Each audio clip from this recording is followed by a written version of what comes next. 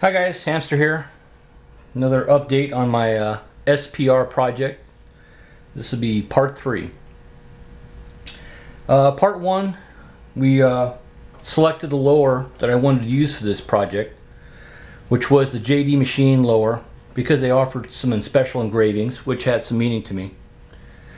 Part 2, I Duracoated this lower myself at home. And then now part 3, the lower has been completed, and I'll show you how it turned out and what components I used and why I chose them. So without any further waiting here, I'll let you get a quick look at the lower. You can see fully assembled. Taking me a little time working around trying to get stuff done. So far pretty much I believe all the parts have been ordered, and most of the parts have started to come in. So hopefully this project, time permitting, will speed up a little bit, and we'll get this out to the range and get to try it. So I have my JD machine lower. It's running Magpul furniture. It's running a flat dark earth Mo grip, and it's using the Magpul PRS stock, their precision rifle stock. I gotta say, this stock feels absolutely solid. It feels like a tank. I think it's a beautiful stock, and for what I'm going to do, I think this is going to serve my needs quite well. This stock has sling mounts, one forward and one aft. You can see here, here's the aft sling mount. These sling mounts can be moved from left to right. So you can see here the bolts here. If the sling's mounted the other way, then the bolts will be opposite. So you have 2 places to mount a sling, and the reversible for left or right, whatever you choose. This fits on a standard rifle type stock, and it gives you quite a bit of adjustability, which I really like, and for what I'm going to do is I think it's going to be important. So this fits on a standard rifle stock, minus the A2 extension. There's a plastic extension on a standard A2 stock. It's around 1 inch long. So that plastic spacer is no longer needed, and this will slide right onto the buffer tube, the rifle buffer tube. Magpul provides a new screw, which is shorter and pre-applied with Loctite, because the old factory screw had to go through the spacer and then into the buffer tube. So Magpul gives you a new screw. About the easiest thing you can do.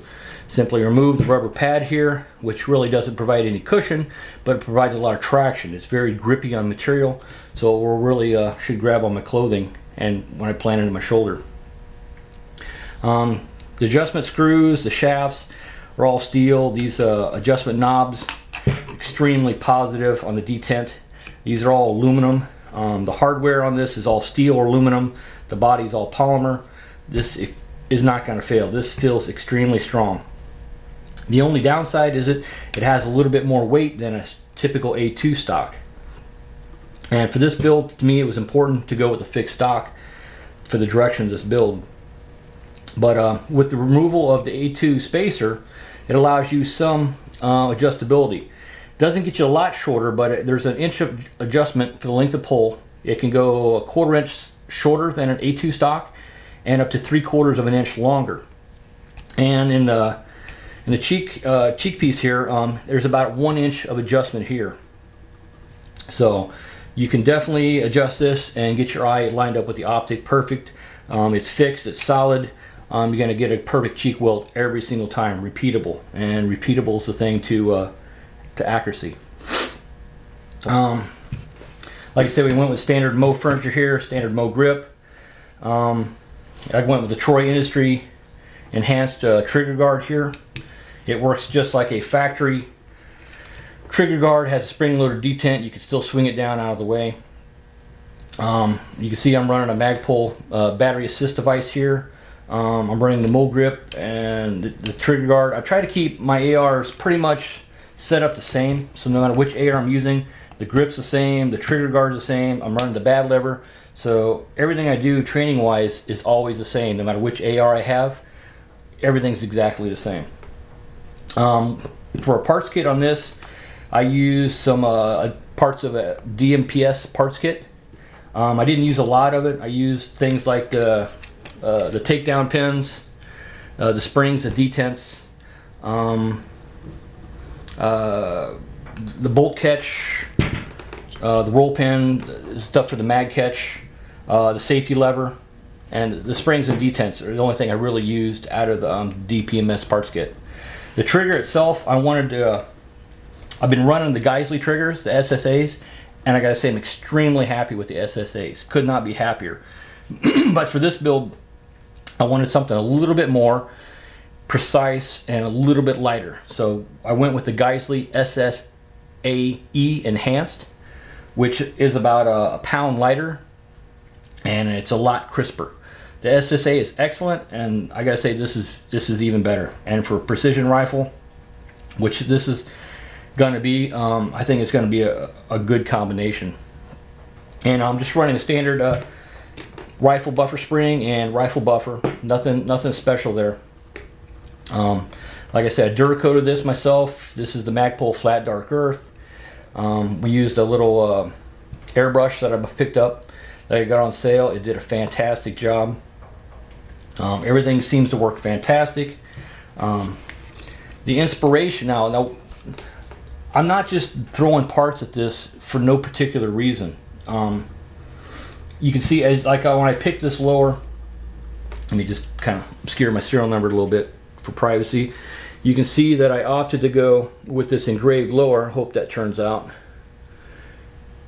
A U.S. Navy engraved lower, which has some meaning to me, but I need I had an inspiration for this, and the inspiration for this build, I'm not just throwing a bunch of parts out here. There's a method to my madness here, and this was the inspiration for this build. So this is my inspiration. I know you got, okay, it's a box of ammo. Well, there's a little bit more to it than that. This is not just any box of ammo. You can look at right there. This is exactly what this is. Basically, this is the civilian packaging for the Mark 262 Mod 1 round. This is the exact same round as the Mark 262 Mod 1. This is a 5.56 round. This is not 223. This is the 77 grain Mark 262. You can see here. Let's see if you can see that hollow point right there. This is the 77 grain round where the whole tip of this cavity is hollow. There is nothing in there. And this is not considered a hollow point because it doesn't mushroom, it fragments and yaws like a standard 5.56 round.